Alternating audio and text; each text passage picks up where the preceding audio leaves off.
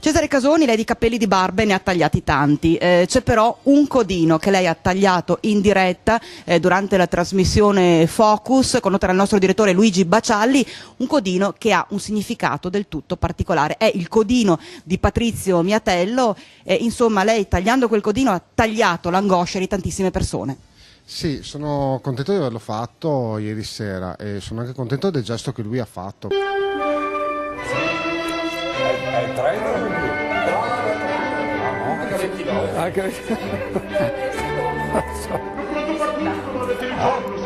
Bene, tagliato 30% mica.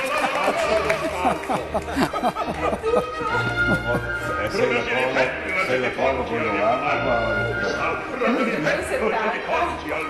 Così, in diretta a Focus, il tanto atteso taglio dei capelli di Patrizio Miatello, il presidente dell'associazione Ezzelino Terzo da Onara, che tanto si è battuto per aiutare i risparmiatori truffati dalle banche a riavere indietro i loro soldi. E dopo questo primo passo del governo, questo primo passo lungo il 30% del totale dei ristori, Miatello ha voluto mantenere il suo voto.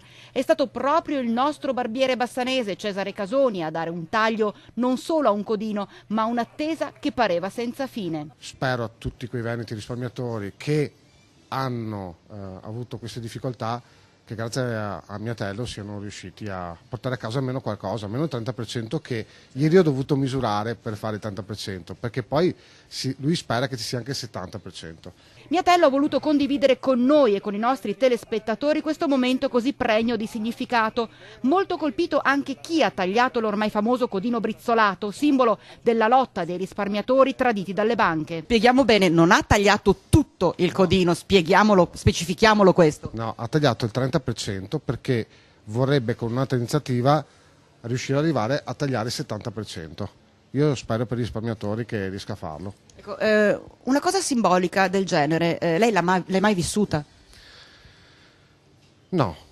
Quindi una prima volta anche per lei? Prima volta e mi ha colpito molto il perché l'ho fatto. Spero che sia una cosa che ai risparmiatori dia un significato, perché purtroppo i risparmiatori sono sentiti presi in giro in questo ultimo periodo.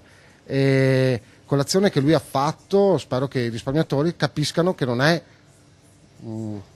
una cavolata tagliare un codino, ma dà un significato, e poi perché va a Sant'Antonio e ha fatto il voto e spero che venga recepito in quel senso.